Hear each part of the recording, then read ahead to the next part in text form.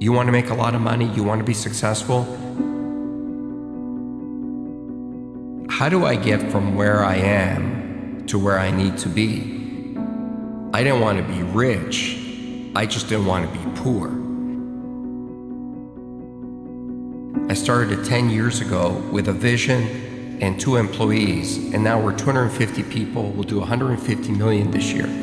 And every day when I get off the elevator and I walk into my office, it's this feeling of accomplishment and satisfaction, knowing that I had this vision and a few years later, it's real. You know, when I was younger, my parents didn't speak any English, and like many immigrants, since I was a little kid, I was 8 years old when we came to North America, and so I had to read the contracts.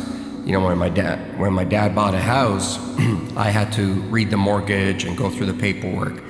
And when I was around 18 or 17, I looked at being, at that point, we were, you know, lower middle class, and I said, how do I get from where I am to where I need to be? And so I started calculating how much money I would have to make in order just to buy a house.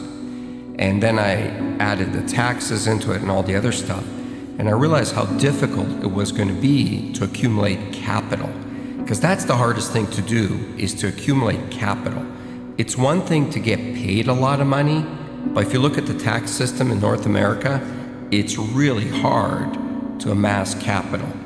And I just decided that I didn't want to be where I was. I didn't want to be middle class or lower middle class or mediocre. I just wanted to be great at something.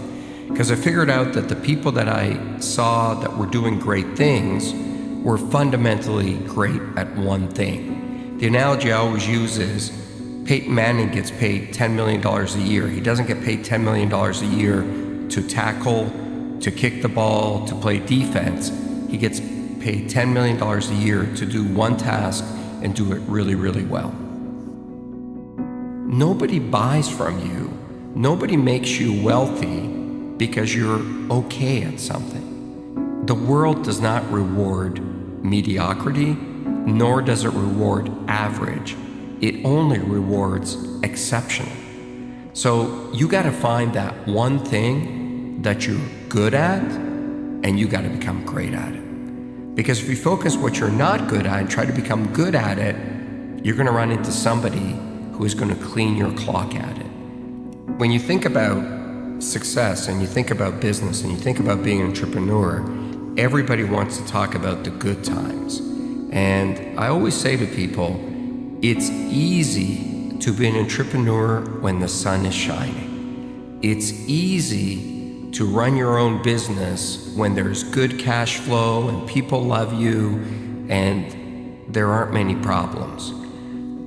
But have that same desire to do it when your biggest customer just left, or do it when you don't have enough cash to make payroll, or do it when you've got real problems at home and nobody cares. Being a great entrepreneur is the ability to stay focused and highly motivated when there's failure around you.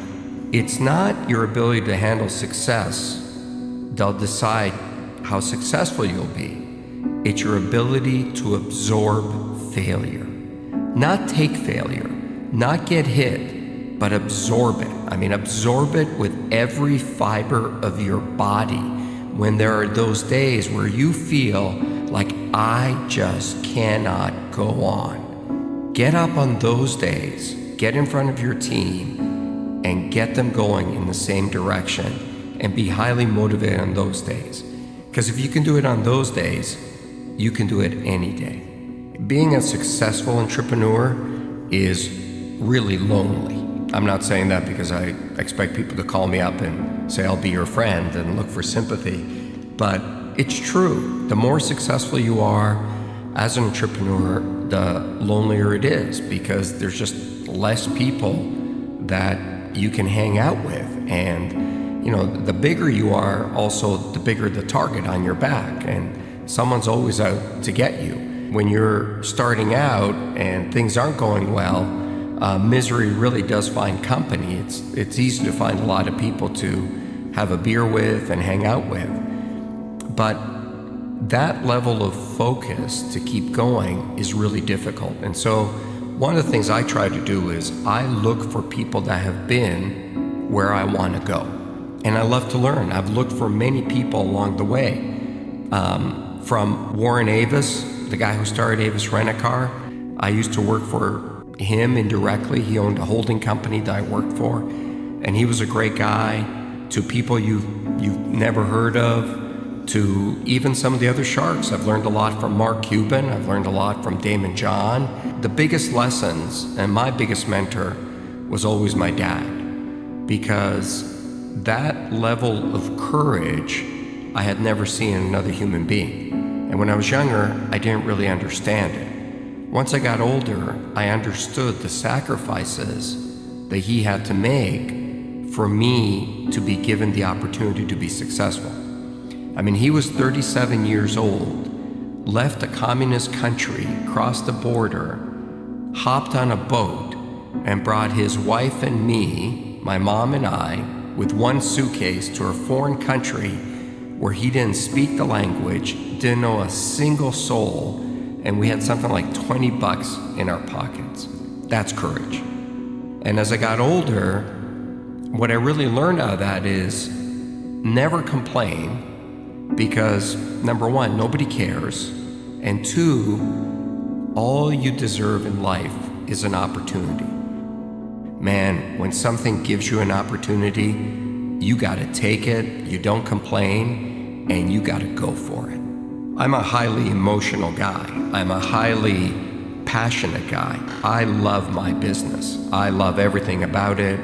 Where I'm not emotional is when it comes to winning or losing. You've got to be very careful about not taking your own bias or emotion into a negotiation or into a fight or into anything, because you've got to be very clear what the goal is. And in business, the goal typically is to make money.